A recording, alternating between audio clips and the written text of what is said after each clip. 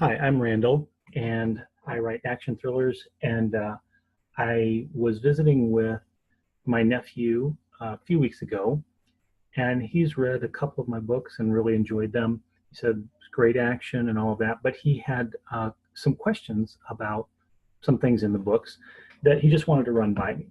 So, and I thought they were some good questions. So I thought I would just start answering some of those questions on a video here individually because they're probably the same questions that other readers have. So I'm starting this new video segment that I'll do once in a while called Why Do You Do That? So I can answer questions about people who wonder when they're reading my books, why does he do that? Today we are talking about the book I wrote, High Adventure, The Solomon Ring of Kilimanjaro. And it is a Indiana Jones type action adventure thriller. It's set in Africa during the First World War. And his question was that you have chapters in the story. Take part of this up here so I can open this up. Okay, so this is High Adventure, The Solomon Ring of Kilimanjaro.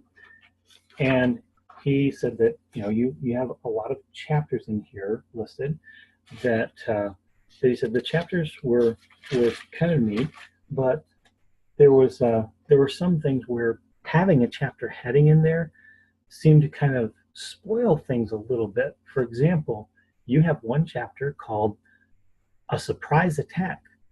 So when the attack came, I wasn't surprised. So and that's completely okay. Spoilers like that, I don't have a problem with. I love movie previews. You see previews and you get an idea of that's what's going to happen in this movie. In this case, though, I don't typically write chapter headings for stories. I've only done it for this book, which is the first of a series. And why I do that is that this is meant to have a certain feel of old-fashioned, old-time action stories, classic adventures like Treasure Island or Robinson Crusoe, especially like King Solomon's Mines. It takes place during the First World War, and originally I had an idea of maybe setting it during the time of early exploration by Europeans in Africa, where there's a sense of a lot of dangerous things could happen. There's lots of wild animals. There's different tribes that some of them are very savage, a lot of them at the time. And then you have all these colonial settlers who are coming in and being helpful and disruptive at the same time. But there's just a lot of opportunity for action and adventure and kind of the classic action that we know from classic stories. So those chapter headings are meant to reflect that feel. It's kind of like the Saturday Night Live sketch where I think it was Eric Idle was acting like he was in a scene from a Treasure Island type story. At the end of the skit, he says, "Next chapter, chapter 14. I am eaten by sharks." It's supposed to be somewhat tongue in cheek. There are chapters in here that are meant to kind of reflect the funny tongue-in-cheek feel of the story. There's a chapter called Trapped Between Rocks and a Cliff Face.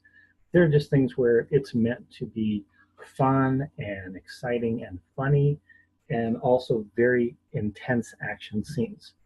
I originally wanted to have something in the cover that looked more like this, like the classic embroidered design, and then have this action picture in the center of that somewhere.